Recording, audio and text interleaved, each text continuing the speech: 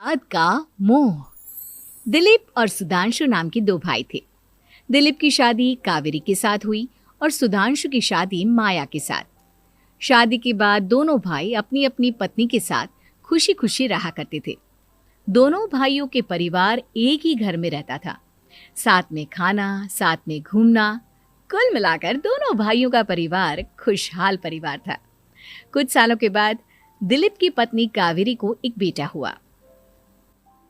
भैया, आज मैं बहुत खुश हूँ। चाचा बन गया हूँ मैं। हाँ भाई साहब, इस बच्चे के घर में आने से तो रौनक आ गई है। मैं सबको बताऊंगी कि मैं तो चाची बन गई हूँ, चाची। तुम दोनों कितने अच्छे हो। हमारे बच्चे के आने से ऐसे खुश हो रहे हो जैसे ये बच्चा तुम्हारा ही हो। बस भैया, अब आपका बेटा इस दुनिया में आ गया ना, हम भी कोशिश करेंगे कि हमारा भी बच्चा जल्दी से इस दुनिया में आ जाए। और फिर आपका और हमारा बच्चा दोनों मिलकर दिन भर घर के आंगन में खेला करेंगे। कितना मजा आएगा ना। सच कहती हो माया, मैं भी उसी दिन का इंतजार कर रही हूँ जब तुम्हारी भी गोद भर जाएगी और मेरे बेटे को एक छोटा भाई या बहन मिल जाएगी। 1 साल बीत जाता है। दिलीप और कावेरी का बेटा अब 1 साल का हो चुका था, लेकिन सुधांशु और माया की कोई औलाद नहीं होती। माया, लगता है कि हमारी जिंदगी में बच्चे का सुख ही नहीं है। ऐसा क्यों कहते हैं? दिलीप भाई साहब का बेटा भी तो हमारा ही बेटा है ना। तुम्हारी बात बिल्कुल ठीक है माया, लेकिन फिर भी हमारा खुद का एक बच्चा होता तो कितना अच्छा होता। हाँ, कावेरी भाभी भी हमेशा कहती हैं उन्हें अपने बेटे के लिए एक छोटा भाई या बहन चाहिए। लेकिन देखिए ना, हमारी तो किस्मत ही कितनी खराब है। हमारे तो सारे ट्रीटमेंट भी फेल हो चुके हैं। डॉक्टर ने भी साफ साफ कह दिया है कि तुम कभी माँ नहीं बन सकती। वही तो सुधांशु, बहुत बुरी किस्मत है हमारी। लेकिन माया, हम अपनी किस्मत को इतना क्यों कोस रहे हैं? हम दिलीप भाई साहब के बेटे को अपने बेटे की तरह ही प्यार कर सकते हैं ना। हाँ जी, बिल्कुल सच कहा। मैं भी वैसा कर सकती हूँ। चाची हूँ, उसे छोटी माँ का प्यार नहीं दूंगी क्या?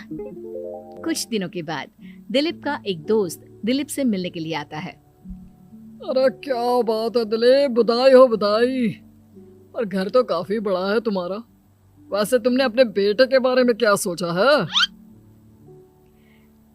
भैया, और क्या सोचेंगे, बस उसे पढ़ा लिखा कर अफसर बनाएंगे, उसकी पढ़ाई पर खर्च करेंगे। अरे भाभी, आपकी तो इतनी सारी प्रॉपर्टी है, आपको किस बात की चिंता? ले देकर एक बेटा ही तो है। अरे नहीं दोस्त, तुम गलत समझ रहे हो। इस घर में मैं और मेरा छोटा भाई दोनों रहते हैं। इस घर का आधा हिस्सा मेरे छोटे भाई का है। अच्छा, कितने बच्चे हैं तुम्हारे छोटे भाई के? भैया, उनके साथ ना कुछ प्रॉब्लम है।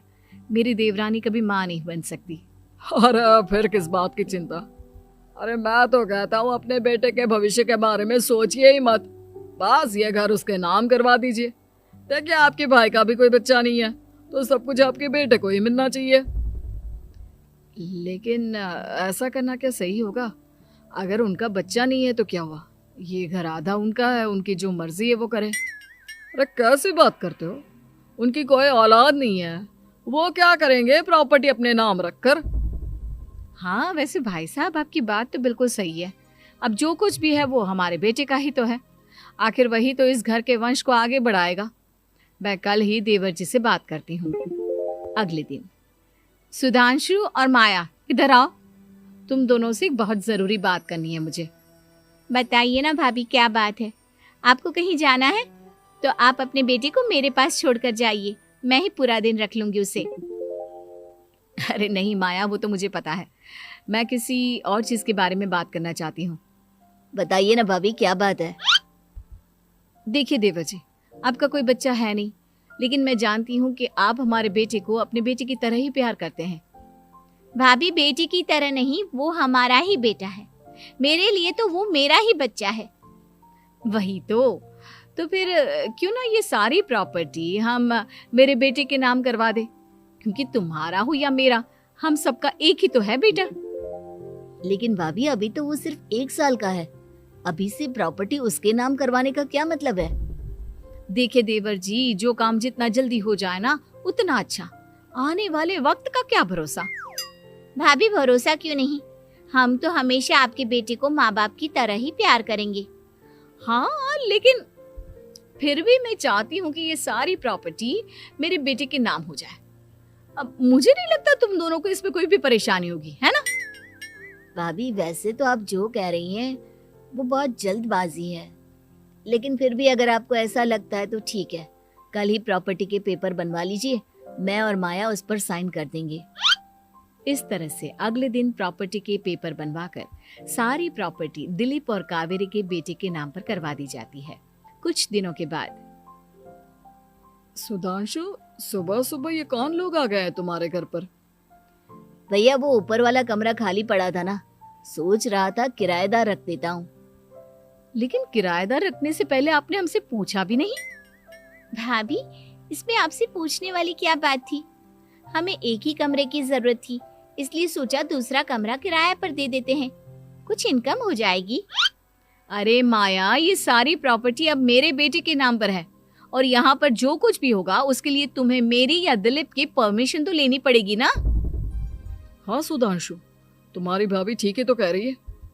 अब देखो, तुमने खुद अपने हाथों से ये प्रॉपर्टी हमारे बेटे के नाम की है, वह अभी बहुत छोटा है, तो इस घर से रिलेटेड सारे फैसले तुम्हें हमसे पूछ कर लेने चाहिए।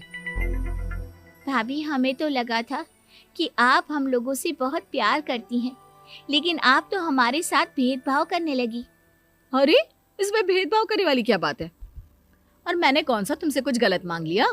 अरे ले देकर मेरा बेटा इकलौता इस पूरे वंश का वारिस है, सब कुछ उसके नाम है। तुम्हें इस बात से जलन क्यों हो रही है?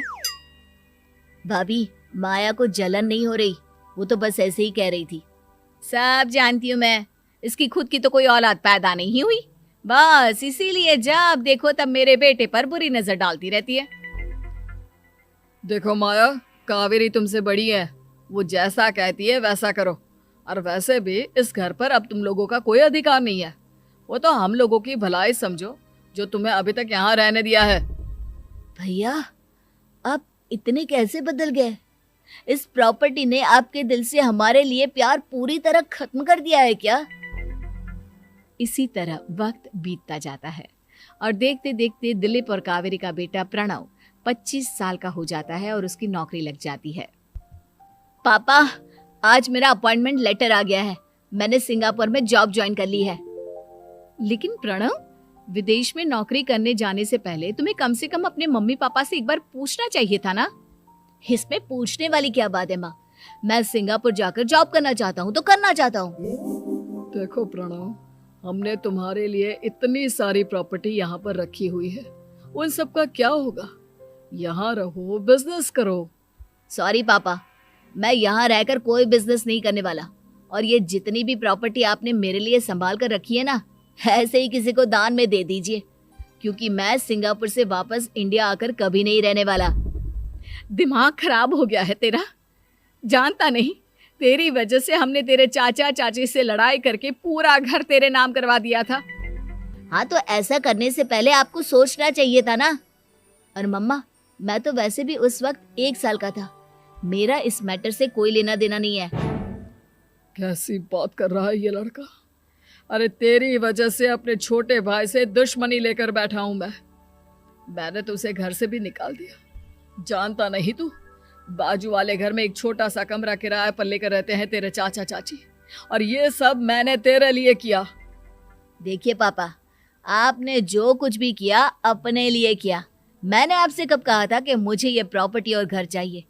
और वैसे भी अपने भाई के साथ इस तरह का बिहेव करके आपने कोई अच्छा काम तो किया नहीं। तू सही कह रहा है बेटा, हमने तेरे चक्कर में अपने छोटे भाई जैसे देवर और बहन जैसी देवरानी को इस घर से निकाल दिया। बहुत बड़ी गलती हो गई मुझसे। ठीक है मॉम, तो अब आप अपनी गलती सुधारो, लेकिन मुझे तो फॉरेन जाना है, मैं वहीं जाऊंगा। अब आगे क्या करना है ये आपका डिसीजन है। और प्रणव सिंगापुर जॉब करने के लिए चला जाता है। कुछ दिनों के बाद जब दिलीप और कावेरी को अपनी गलती का एहसास होता है तो वो सुधांशु के घर पहुंचती है। सुधांशु, माया, हमें माफ कर दो, हमसे बहुत बड़ी गलती हो गई।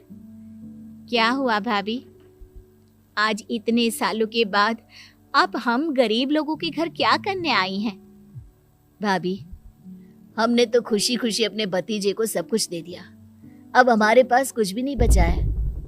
भाई मुझसे बहुत बड़ी गलती हो गई, जो तेरे जैसे भाई को मैंने प्रॉपर्टी के चक्कर में घर से निकाला, और जिसके लिए मैंने ये सब कुछ किया वो खुद ही विदेश चला गया। भैया भाभी, जिस बेटे के लिए आपने हम लोगों को इतनी तकलीफ दी, आपस के प्यार को बिगाड़ा, जब वही आपसे दूर चला गया तो आपको इस बात का एहसास हुआ। लेकिन माफ कीजिए, अब हम आपके साथ रहने के लिए उस घर में नहीं आ सकते। नहीं नहीं माया, ऐसा मत कहो, मुझसे बहुत बड़ी गलती हो गई, प्लीज वापस चलो, मैं वो घर फिर से तुम्हारे नाम कर देती हूँ। भाभी, मैं उस घर का क्या करूंगी? किसके लिए? मेरा कोई बच्चा नहीं, मैं तो बस जिंदगी भर आप लोगों के साथ प्यार से रहना चाहती थी, प्रणव को अपने बेटे की तरह प्यार करना चाहती थी, लेकिन आपने मुझसे वो अधिकार छीन लिया। भाभी और भैया, एक सवाल पूछना चाहता हूँ आप लोगों से।